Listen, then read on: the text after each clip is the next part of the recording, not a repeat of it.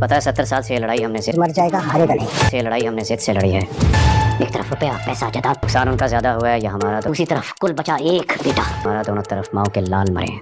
और बेटे वाला पलड़ा बहुत भारी। डील बनाइए उनके साथ। ये लड़ाई लड़की से शुरू हुई। मर्डर के मुकाबले को इस तरह तूने जंग लड़ी है या खून बहाया है? घायल नहीं छोड़ा जा सकता।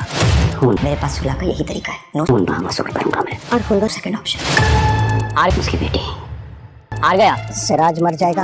अस्सलाम वालेकुम नाज़रीन, मैं मंटू नई ड्रामे के नेक्स्ट एपिसोड में देखेंगे कि फरहाद ने अपने बाप को कह दिया है कि आप उनके सामने शर्त रखें। जब ये जंग लड़की पे शुरू हुई थी तो लड़की भी ख़त्म हो गई। तो फरहाद का बाप कहता है कि 70 साल से ये जंग छिड़ी हुई है और हमेशा नुकसान माओं को उन्होंने अपने लाल खोए हैं इस जंग में। पहले सुरैया ने 2 बेटे खोए और अब हमारे अपना हमाद। तो फरहाद कहता तभी तो मैं कह रहा हूँ ये जंग लड़की पे शुरू हुई थी और लड़की पे ख़त्म हो गई। आप उनके सामने ये शर्त रखें और मेरे सामने सेकंड ऑप्शन और कोई नहीं है, तभी मैं काम डाउन हो सकता हूँ, वैसे नहीं। उधर महमल का बाप उसके यानी अपने बेटे शमराइज़ से मिलने जाता है तो शमराइज़ कहता है कि आप हार गए। तो उसका बाप कहता है मर जाऊँगा लेकिन हारूँगा नहीं।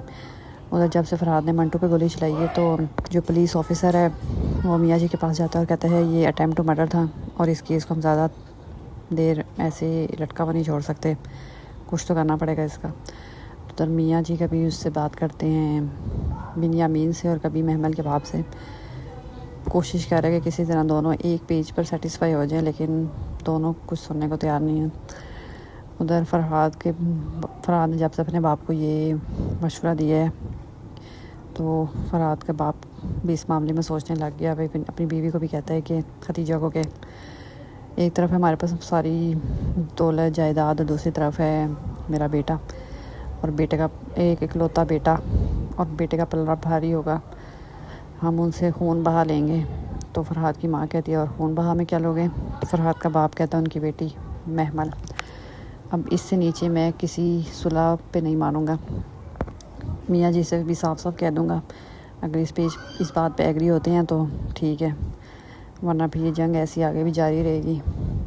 वो भी अपने उनका भी बेटा जाएगा और इधर से हमारा बेटा भी, अगर इस बात पे वो एग्री नहीं होते।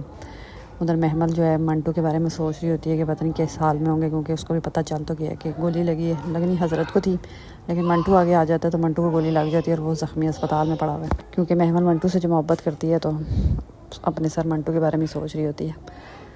खैर उधर मियाँ जी बात करेंगे महमल के बाप से कि बिन्यामीन ने ये शर्त रखी है, तो शायद महमल का बाप ये मान जाए और फिर महमल भी वही करेगी जो उसका बाप चाहेगा।